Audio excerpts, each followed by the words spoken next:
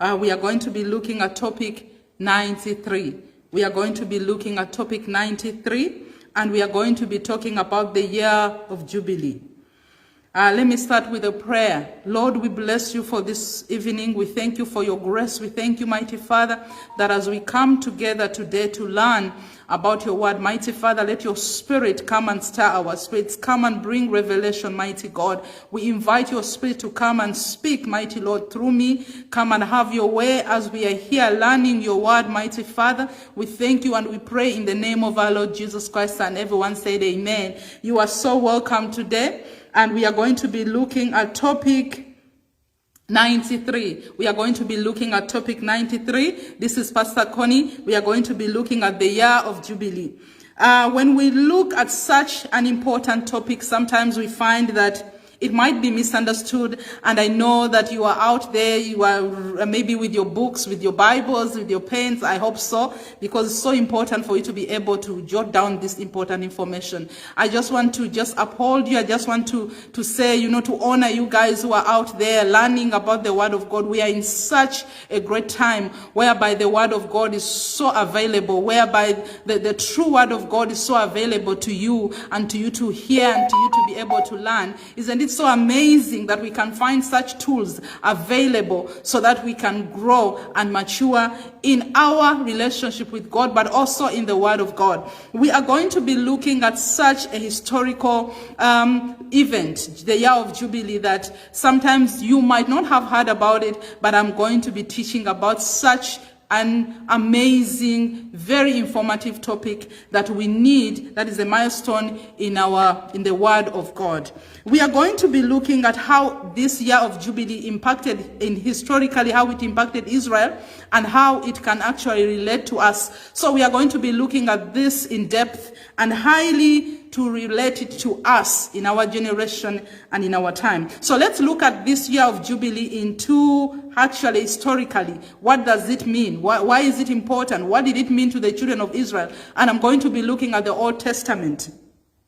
The land, and we are going to see the land, the land Sabbath law, similar to the weekly Sabbath. And we are going to be looking at Exodus chapter 23, verse 10. Exodus chapter 23, verse 10 to verse 13. Let me just slow down. Let me just slow down a bit, because this topic here is so deep and I need to go in depth. I'm looking at Exodus chapter 23, verse 10 to verse 13, the law of the Sabbath. And verse 10 says, 6 years you shall sow your land and gather its produce. But the 7th year you shall let it rest and lay it fallow, that the poor of your people may eat, and that they will have what is left. When we look at the year of Jubilee, and we are going back to look at the 6 years, the Bible here is talking about the 6th year you shall sow the land. You can gather its produce, but the Bible is saying the 7th year you should let it rest. You should lay it lie, so that the poor can actually come into this land and they can eat, and we can see the beasts of the field may also come in and eat. That in like manner you shall do with the vineyards and with the olive groves. And it's so important that this was put as the 7th year to be a year of rest, so that the poor could actually come and eat. And the land had to be left bare. The land had to get time to be able to be revived, to come back, to reperish, and also for the poor to be able to find food to eat. Now in verse 12 it says, 6 days you shall do your work, and I'm relating it also to the 7th year, and I'm relating it to the 6 days and the 7th day of rest. 6 days you shall do your work, but on the 7th day you shall rest, that your ox and your donkey may rest. What is so amazing about God is that God has put a time for rest. God has given 6 days for man to work, but on the 7th day for man to rest. And it says here that your ox and your donkey may also rest. And when we look at also the 6 years, The Bible is talking about you can plow the ground, you can gather food, but the 7th year, leave the land to rest and leave the poor to get food from your grounds and leave the ox to rest. And it's talking about when we relate the two, it is so important for us to see that there is such an importance in rest. And verse 13, and in all that I have said to you, make no mention of the name of other gods, and let it be as you have heard it from my mouth. So what I want to highlight here when we talk about the year of Jubilee, because I'm still looking at historically how the year of Jubilee comes about. So 6 days you work, then the 7th day you rest. 6 years you work the land, but then on the 7th year you had to leave the land to rest. Now, when we look at the year of Jubilee, Jubilee stands for 50th year. So in other words, when we look at Leviticus chapter 25, verse 8 to verse 14, and Leviticus verse 35 to verse 42, it says, the year of Jubilee, you shall count 7 Sabbaths of the years for yourself, and 7 years.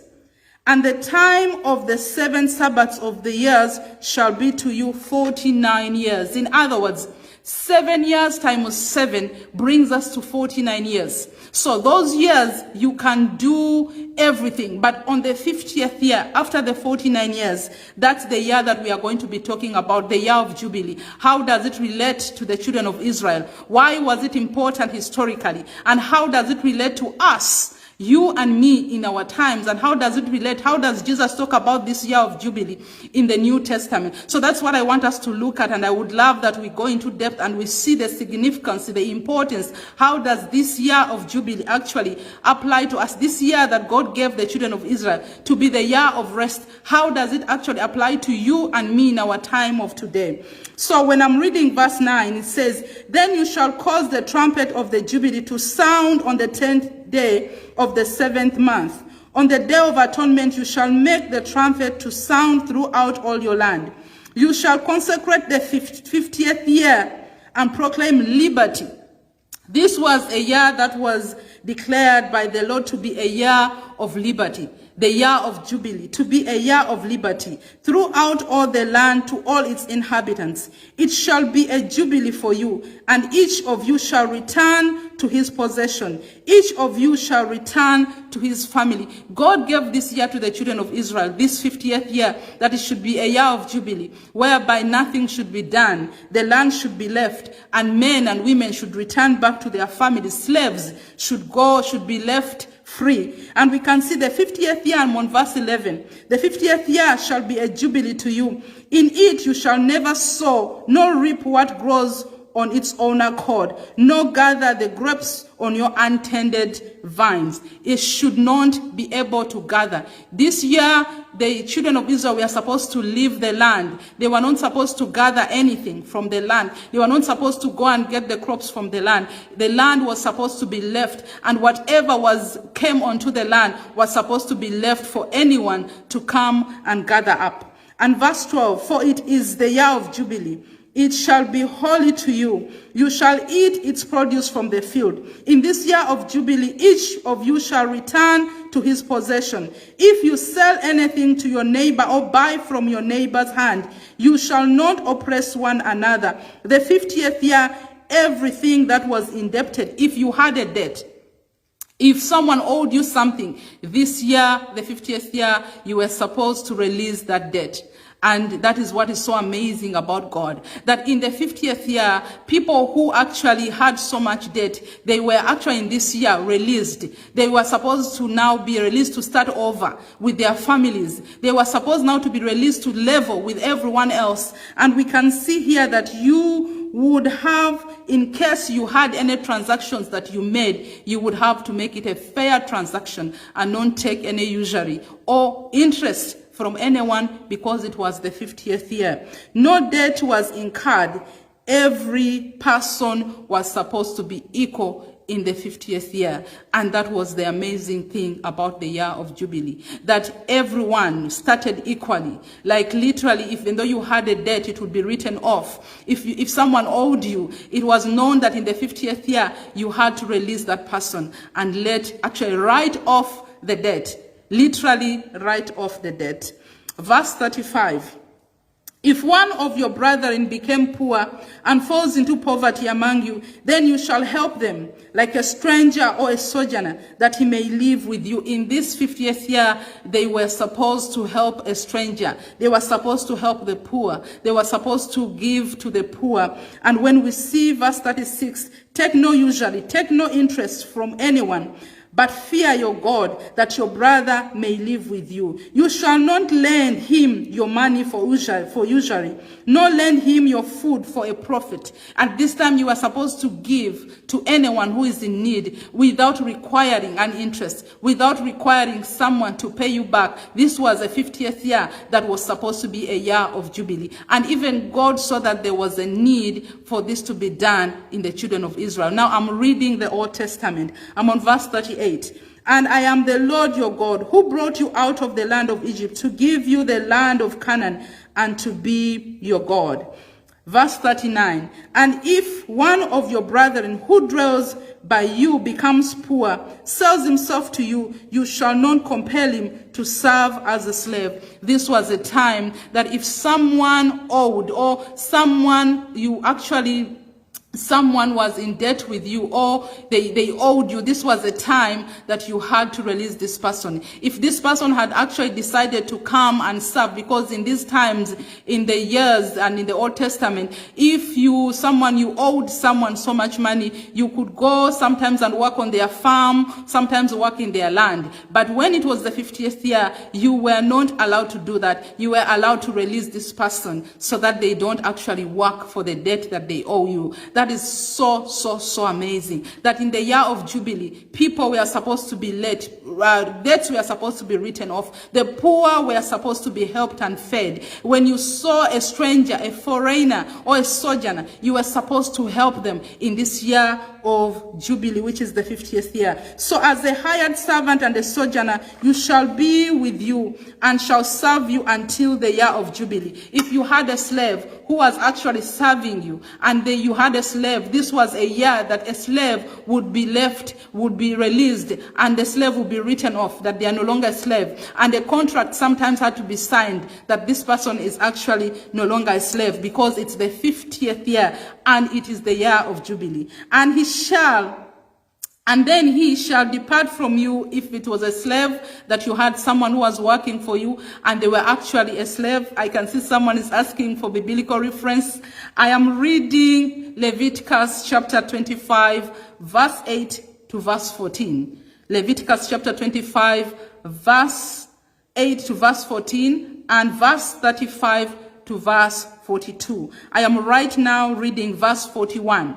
And then you shall depart from you, and he and his children with him. He shall return to his own family. He shall return to his possession of his father. If you had someone, a slave, someone who was paying a debt, working for you, this was the year that you had to release them and let them go. Verse 42. For they are my servants, whom I brought out of the land of Egypt. They shall not be sold as slaves anymore. The year of Jubilee, the 50th year, was the year of total debt cancellation. How amazing was that? How amazing was that? That no matter how much debt someone owed you, you had to totally release that debt. It was a year of total debt cancellation.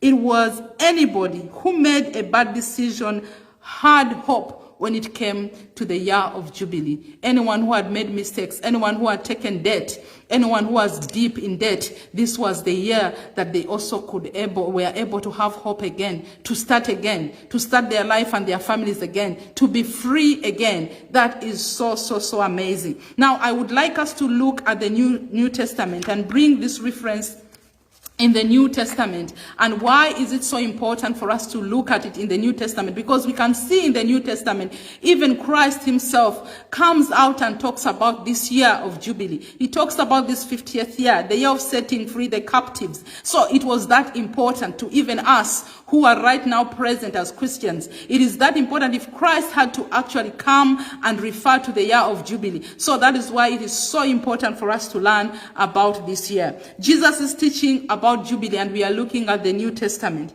Jesus started his teaching regarding the year of Jubilee by reading. When Jesus started his first teaching, he actually used Luke chapter 4, verse 16 to verse 21. He came to Nazareth, where he had been brought up, and as his custom was, he went into the synagogue on the Sabbath day, stood up to read. Verse 17, and he was handed the book of the prophet Isaiah. And when he had opened the book, he found the place where it was written, and its reference, Isaiah chapter 61, verse 1 to verse 11.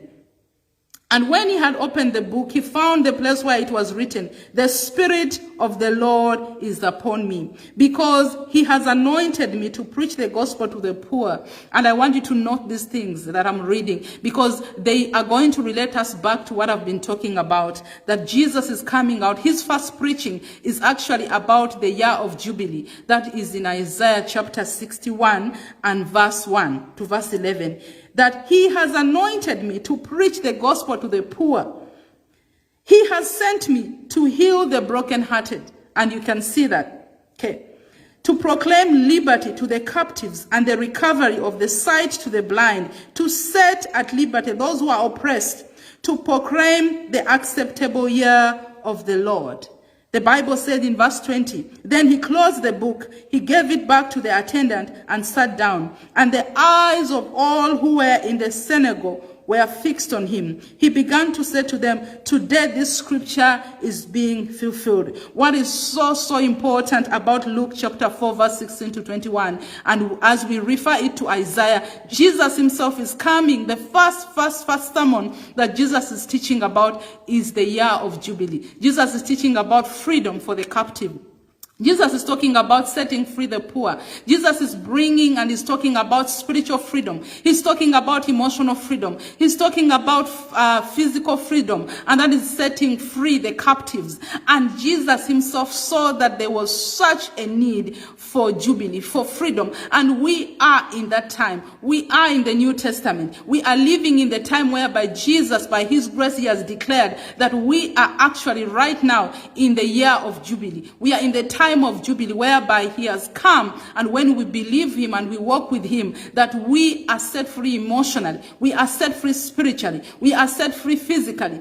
No matter what is happening to your financial life, Jesus has brought grace that we can walk in the year of Jubilee daily, not just a year once off, but Jubilee, something that is done daily as children of God who have received Jesus Christ, our Lord and Savior. We are walking in Jubilee every day. I'm talking about every year. We are walking in this. And this is amazing. I mean, the children of Israel had to wait for 49 years. And then on the 50th year is when they could see freedom. Is when the slaves could receive freedom. Is when debts would be written off. But we, as the children of God who have received Jesus Christ as our Lord and Savior, we have the freedom to walk in Jubilee every day. I'm talking about every year. If we understand this as children of God, we know that we are so free. We are free emotionally. We are free financially. We are free physically. We are free spiritually. We are free through Christ Jesus. Jesus says here when he finishes in verse 21, he says, today scripture is fulfilled in your hearing. Jesus comes to them and tells them, today, this year of Jubilee has actually been fulfilled. And Jesus Christ did not end it. He said it is fulfilled. Now, I would like us to see how this applies to us today. How does the year of Jubilee, the 50th year, how does it apply to us today? You and I who are watching right now, us in our time, 21st century, how does this apply to us? I'm going to be reading Romans chapter 8 and verse 1. There is therefore now no condemnation to those who are in Christ Jesus, who do not walk according to the flesh, but according to the Spirit. The year of Jubilee, as long as you are in Christ. As I said in the beginning, there is now no condemnation for those who are in Christ Jesus. But remember, the catch is, those who do not walk according to the flesh, but are walking according to the Spirit. We are living in the time of Jubilee. We are living in that time. If you have received Jesus Christ as your personal Lord and Savior, and you are walking and you are led by the Spirit, you are free.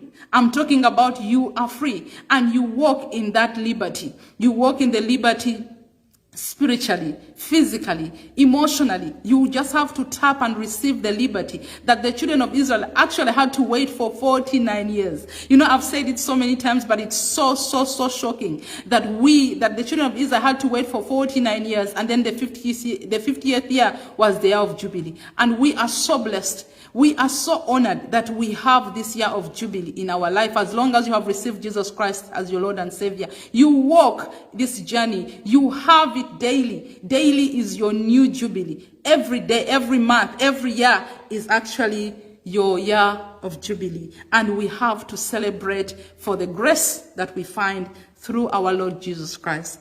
This verse helps us to fully understand the concept, whereby we have to examining it, proclaim the Jubilee of Christ. The year of Jubilee was both modeled and prophesied in the Old Testament, and then it was proclaimed in the New Testament by Christ. The year of Jubilee was indeed God's favor found in a personal relationship with Jesus Christ. In the New Testament, for you and I, we are finding it in a personal relationship with Jesus Christ. Then we walk in our year of Jubilee. We walk free. We are no longer captives. We are no longer held down. We are free. And I'm saying we are free in God through Jesus Christ, our Lord and Savior. We have received that freedom that the children of Israel had to wait for 49 years to receive. Every 50th year, then they would get Jubilee. But we are actually free and walking in that Jubilee as children of God who are walking in a relationship with Christ Jesus.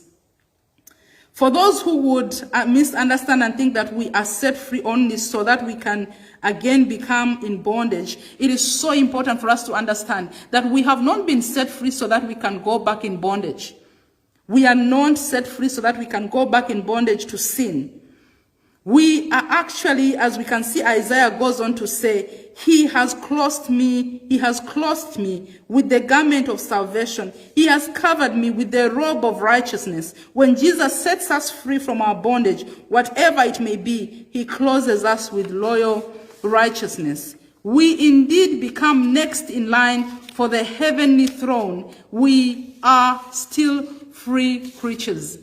It is so important to understand that even after, let's go back to the Old Testament and let's look at the Israelites, that when they got the 50th year of Jubilee, everyone had the chance to rectify the mistakes that they had made in the 49 years. You know, if you had gotten yourself in debt, no matter what happened in your life and you got yourself in debt, they had the 50th year to start over again, to rectify those mistakes and to be able now to walk free after the 50th year. But you know, they could choose again in the 51st year to go back in debt, you know, because as human beings, yes, they can choose to do the same mistakes that they did. But now, when we look at us as children of God who have been set free through Jesus Christ, we are no longer in bondage. But it is so important for you to understand, don't go back to that bondage, because you have been set free. You are walking in Jubilee. You are walking in freedom. Do not go back and through sin put yourself back in the bondage. So there will be consequences, just like the children of Israel. When you get into the 51st year and you get back in debt, you are going to have to pay it. Some of them had to become slaves again, but they had that chance to rectify the mistakes that they have made or that they had made. And it's so important for us as children of God to understand we have this freedom. We have been set free by the blood of Jesus, by our faith in God through Jesus Christ. But we have to understand, let us not put ourselves back in bondage through sin. Let us walk knowing that we are free, but let us be obedient to the word of God. Let us walk, and as we are clothed with righteousness, let us walk knowing that I am walking free, but I ought to follow the word of God. I ought to be obedient so that I don't go back to the place that I was in. Before you walked with Christ, you know what you were bound. You know where you were. You know what you were stuck in. You know what you were captive of. But when Jesus Christ comes into your life, you know that you are free. So, Very importantly, do not put yourself back in that bondage. And let us watch as children of God that we don't put ourselves back in that place of bondage. So don't go back to that bondage. To walk in God's favor, forgiveness, you begin to desire the things of God. The moment you start walking in God's favor, you are walking in Jubilee. It is supposed actually to help you to desire the things of God. When the children of Israel got this year, the 50th year, whereby they were free, it was time for them to look back and see the mistake they have made and desire actually to rectify those mistakes and walk in a better way, walk in a better freedom the next year. It's the same thing as us as children of God in our time. Let us understand that the moment we walk in this freedom, it must give us the desire to be free. It must give us the desire to walk in righteousness. It must give us the desire to actually become more free and known to put ourselves back in the place of bondage. You become a little more like God's royalty and a little less like the world. That is indeed Jubilee. God wants us to be totally free in all areas of our lives. And whether it's sickness, whether it's your body being afflicted, whether it's captivity in the spirit, whether it's emotionally, this is your time. This is your day of Jubilee. This is your year of Jubilee. Receive that freedom, because through Jesus Christ, we have the freedom to walk. And I'm saying to walk in Jubilee. You don't have to wait for the 50th year like the Israelites in the Old Testament. We have got it. And God wants you to be free. That is how merciful our God is. I mean, even in the Old Testament, He put a grace of the 50th year. How amazing and how merciful is our God, that we live every day on Jubilee. We live every day on grace. We live every day on His mercies. We can go back to that place and say, Lord, have mercy on us. We can go back to that place and say, Lord, I pray that you totally set me free. And I want to invite you today. I would like to just stir you up to walk in that freedom. It is yours. Receive it. And you know what? It has been given to you. As long as you are a child of God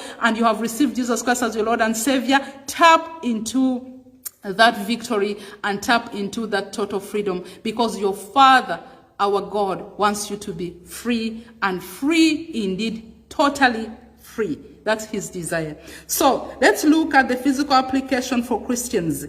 The physical application for Christians. The year of Jubilee was about physical cancellation of debt and the return of land. When we look at this year of Jubilee and we saw the Old Testament, it was all about cancelling debt, physical debt, and also the return of land, so that the land can actually revive. The land could be revived again, and the nutrients of the land could be revived, so that when the next year they came again to farm, the land would be better. So when we look at that, we can see the return of everything that is rightfully ours. We can relate that to us as children of God. It is our time to return and to take back everything that the enemy took that is rightfully ours. Remember, as long as you are in Christ Jesus, it is yours. You have a right to take back everything that the enemy stole from you. Just like the children of Israel. God still wants His people to actually be debt-free. If you are right now struggling in debt, right now you are deep in debt, it's the desire of our Father that you are debt-free. Let me tell you something about our Father. Our Father is not a stingy Father. Our Father is a generous God. He is a generous Father. He wants you to be able to have beyond, abundantly, above all that you can ever think about or even pray about. It is His desire that you can have abundancy. He is not a stingy God. He's not holding back. He wants you to have more than you can ever imagine. Now, that's one thing I want to emphasize here. Our God is a generous God. I mean, look at the Old Testament, that He had to give a full year so that people can be able to recover. The land can be able to recover. That is how thoughtful our Father is. And let me tell you something. If right now you are drowning in debt, right now you are struggling in debt, our Father desires that you are free, that you are completely free. When we look at Romans chapter 13, verse 8, owe no one anything except to love one another. For he who loves another has fulfilled the law. It is so important that the Bible is saying that we should not owe anything except love. So in other words, it is so important that we don't go into debt.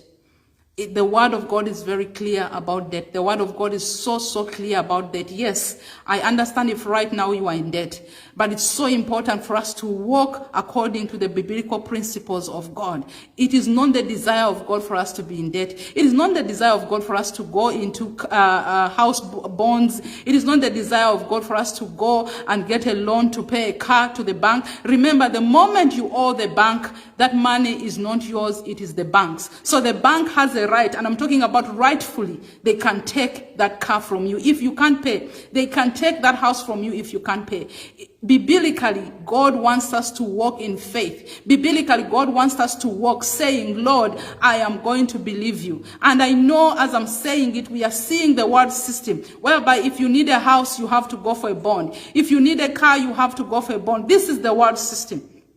And I know today Dr. Arthur was talking about the world system. We are in the world, but we are not of the world. It is so important for us to separate ourselves from the world. We are in this world, but we are not in the world system. It is so important for us to make sure that we don't put ourselves in situations whereby we are going to find ourselves in debt. It is the desire of God that we walk in faith, believing God, I believe you for this car. And Lord, I pray that you provide for me money to buy this car. Lord, I pray that you provide for us money to buy a house. Our God is a God that is way beyond your imagination. If you are going like, but how can God provide me a house? He can. I am telling you, I have seen the God that we are talking about. I have seen so many testimonies of people that God has actually paid a house for them. I have seen. Why don't we walk in that kind of faith? Lord, I believe that, Lord, you will provide for me a way to get a house, but not to run to the bank. Because remember, the moment you get a loan from the bank,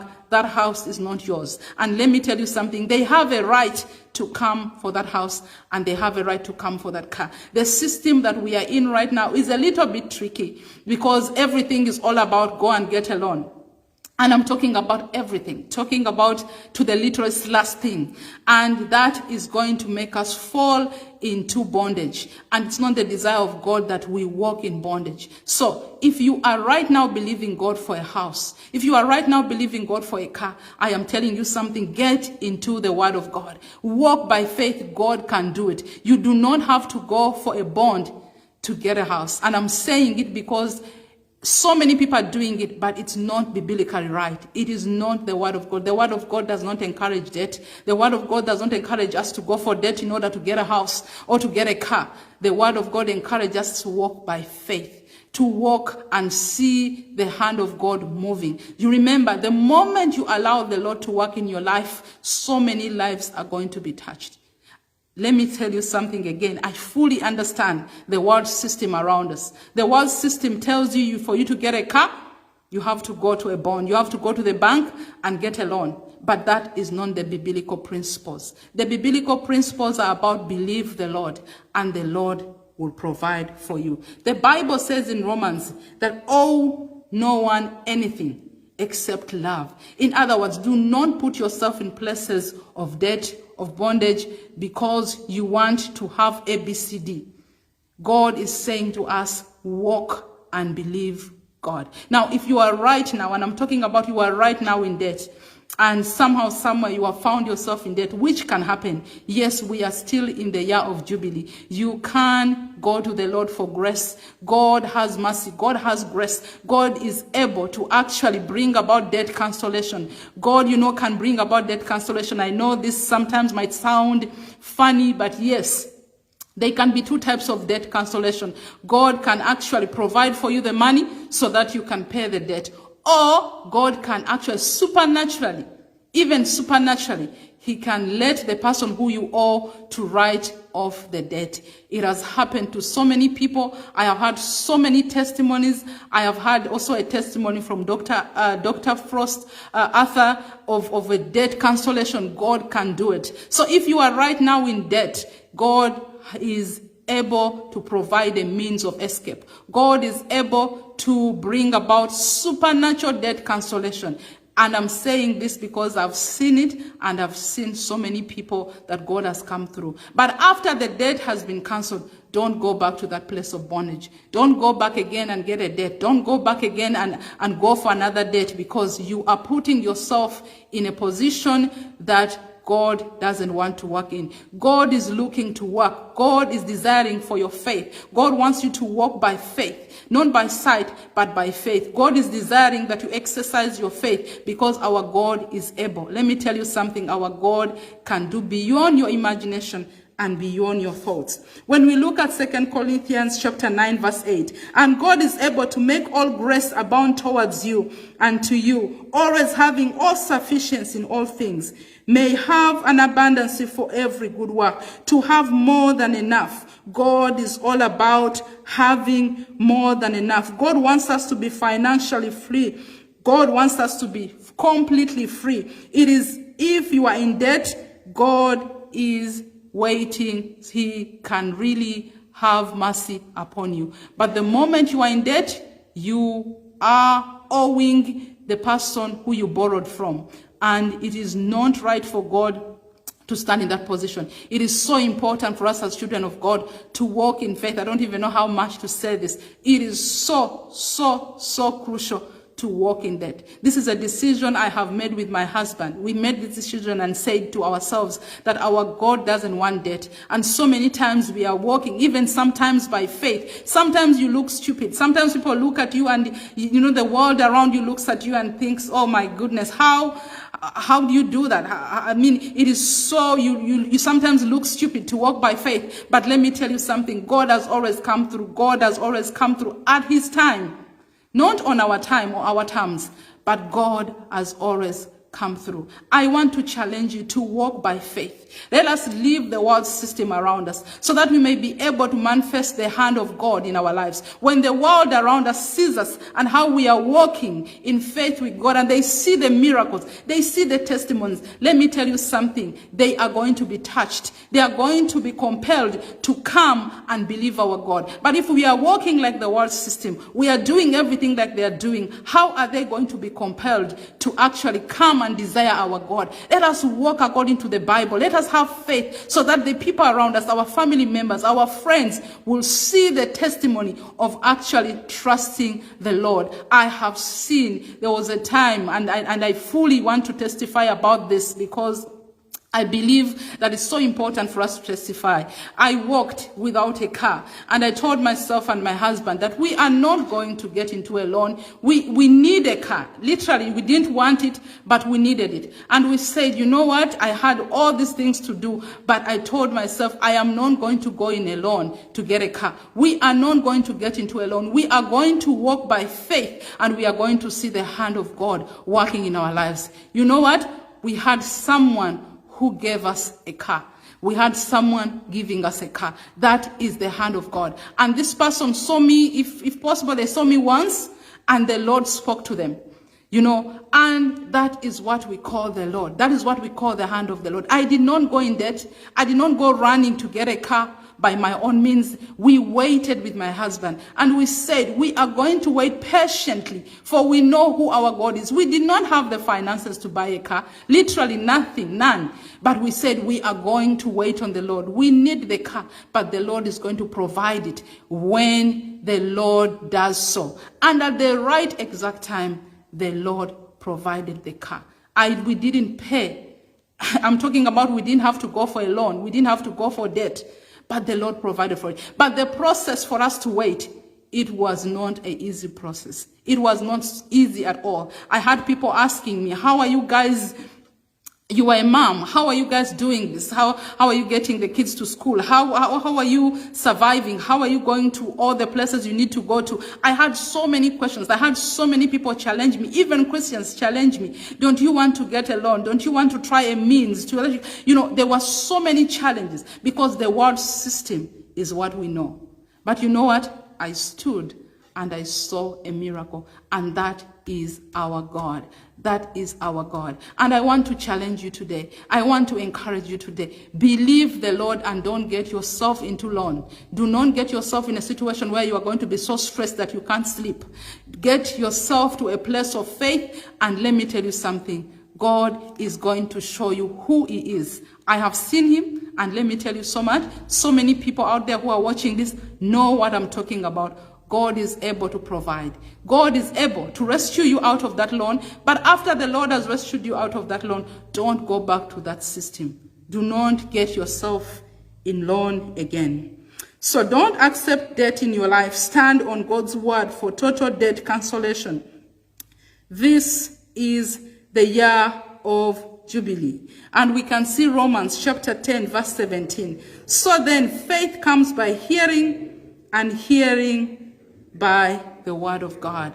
I want to encourage you to stay in the word of God. Stand in the word of God. Let me tell you something. If right now you are scared, you don't know what is going to happen, you don't know how God is going to provide, God is able to provide, but stand in the word of God. Let the word of God bring faith into your life so that you can stand and see the deliverance of the Lord. I want to encourage all of us. We are in the time of Jubilee. We are in the year of Jubilee. We are not in the Old Testament where we had to wait for the 50th year. As children of God, walking by faith in Christ Jesus, we walk in Jubilee. We walk on the grace of God. We walk on the mercies of God. And let me tell you something, God is willing to help us. And I would like to end here by praying, but I would like to first pray for that person, for those who are watching this, who are actually being burdened because they feel like they are so deep in debt. Father, we want to pray for everyone right now who is right now in a place deeply of debt. They are struggling with debt right now, mighty Father. They are so taken by debt, and debt, mighty Father, is bringing so much stress in their life, mighty Lord. I pray, mighty Father, as we have looked at the deliverance that came from the year of Jubilee, mighty Father, I pray for your grace, mighty Lord, to come upon their lives, mighty Father. We have seen you bring about debt cancellation, mighty Father. We have seen you provide for debt to be actually paid. Mighty Lord, we pray for a supernatural miracle in the lives of everyone watching, everyone, mighty Lord, who is going to be watching this, mighty Father, who is entering a place of depression, a place